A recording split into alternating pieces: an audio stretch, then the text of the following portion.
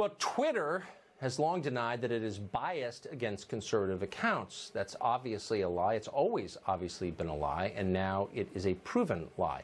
A new report by Vice found that the Republican lawmakers and other conservative accounts wouldn't show up in the search bar when users searched for them. That is censorship, obviously, and it was intentional.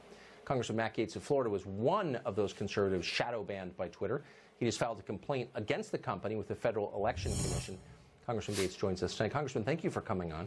So I guess the first is a factual question. You're certain that this happened to you and it was intentional?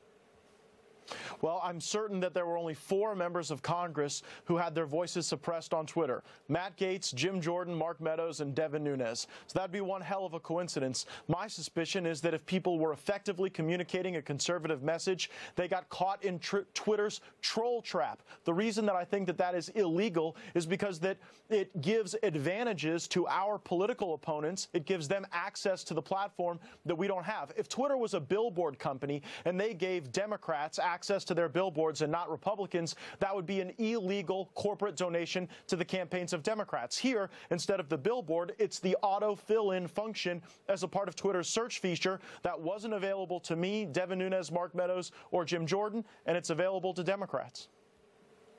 You believe that the FEC can remedy this?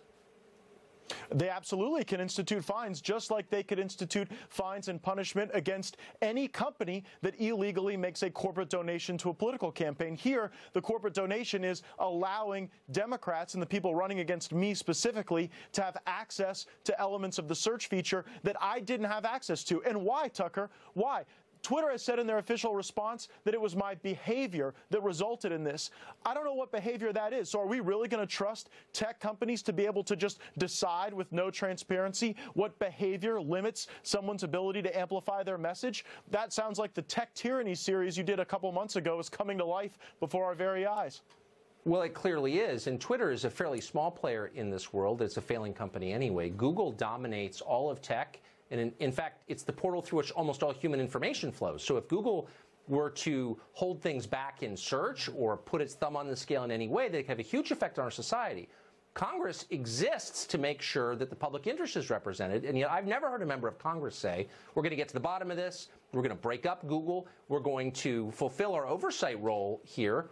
Why not?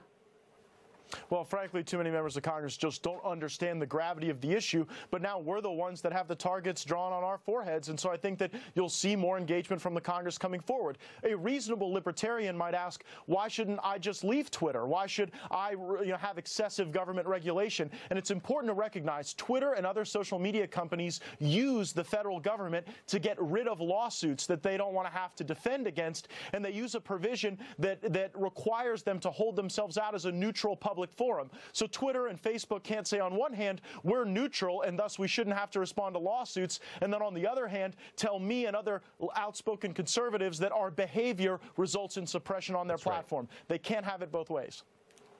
Well, Google has a monopoly, as does YouTube, and they routinely suppress political views they don't agree with, and the Congress does absolutely nothing about it. And I hope they will change their ways immediately. Congressman, thank you. It was great to see you, and I hope you'll keep us posted on how this turns out. Will do. Thanks, Tucker.